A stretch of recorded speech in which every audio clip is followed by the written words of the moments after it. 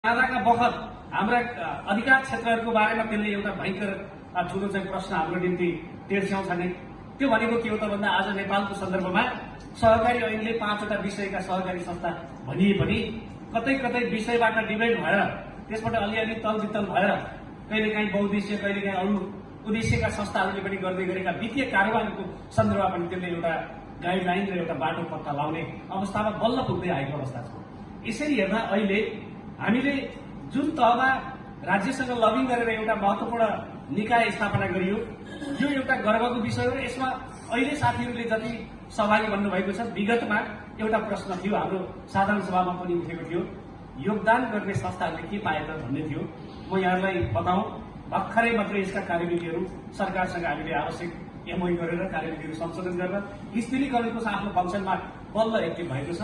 अब यसका दुईवटा पाटो छ। एउटा संस्थाको आवश्यक चाहिँ अब के भन्छ यो स्तरीकृत कार्यक्रम मार्फत उनीहरूलाई दिगो बनाउने, एउटा उनीहरूलाई वित्तीय रूपमा सक्षम र सुरक्षित बनाउने, एउटा सुरक्षा कवच, अर्को गुणस्तरीय सुनिश्चितताको माध्यमबाट दिगो बनाउने। यी दुईवटा महत्वपूर्ण पाटाहरू स्थिरीकरण कोषसँग छ र अहिले हामी एउटा सन्दर्भबाट अलिकति डराएको पनि अवस्था छ। कहिलेकाहीँ राज्य अहिले ग्रे लिस्टमा छ, यहाँले जानकारी हुनुहुन्छ। हामी विश्व जगतमा हाम्रो आर्थिक क्षेत्रको सन्दर्भमा केही समस्याहरू छन्, राज्यले भोगिरहेको छ। त यस्तो बेलामा कहिलेकाहीँ राज्य निर्ममतापूर्वक यहाँ धेरै पैसा जम्मा भयो भने आँखा लाग्छ कि भन्ने पनि कतिपय हाम्रो काठमाडौँमा अलिक ठुलो ब्यानरहरूमा ठुलो ठाउँहरूमा छलफलहरू हुने गरेको मैले सुन्छु।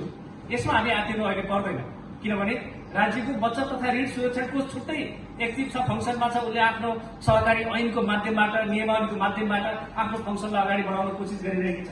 त्यो कार्यान्वयनको प्रक्रियामा आउन खोजिरहेकै छ। अब हामी स्थिरीकरण कोषको माध्यमबाट हाम्रो संस्थालाई दिगो, सुरक्षित, तरलता अभाव भएको बेला त्यसको ब्याकअप र हामी स्तरीकृत गरेर यसलाई व्यवस्थित गरेर अगाडि बढाउन चाहन्छौँ। र नेपालको सन्दर्भमा बचत तथा ऋण सहकारी संस्थामा जे समस्याहरू आए अहिले छिटपट रूपमा यो कोषमा सहभागी नभएका, यो हाम्रो स्तरीकृत कार्यक्रममा सहभागी नभएका संस्थाहरूमा समस्या आयो। हामी गर्व पनि गर्छौँ, हाम्रो टिमले यो आज हामी एउटा फ्यामिलीभित्र भएको हुनाले मैले भन्नु पनि पर्छ, हामीले गर्व पनि गर्नुपर्छ। हाम्रो स्तरीकृत कार्यक्रममा सहभागी भएका एउटा पनि संस्था अहिले विफल भएर राज्यको दायरामा यसमा क्वेसन उठेको अवस्था छैन। जो मेम्बर भएर मात्रै पुग्दो रहेनछ। हामीसँग अहिले पनि करिब 4400 संस्थाहरू हाम्रो बीचमा मेम्बर यो नेप्सकोनमा छ। स्थिरीकरण कोषमा 320 छ। हाम्रो अर्को यो एमआइएस सिस्टममा आबद्ध बनेर जाने करिब 3600 संस्थाहरू त्यसमा इन्ट्री गरेको छ। यद्यपि एकपल्ट इन्ट्री गरेर हुँदैन, हामी त्यसलाई चाहिँ डे बाई डे इन्ट्री गर्दै गरेको पाइपलाइनमा छौँ, अहिले प्लानमा छौँ। त्यसो भएको हुनाले हामी त्योभित्र 3600 संस्थाहरूको आँकडा हेरेर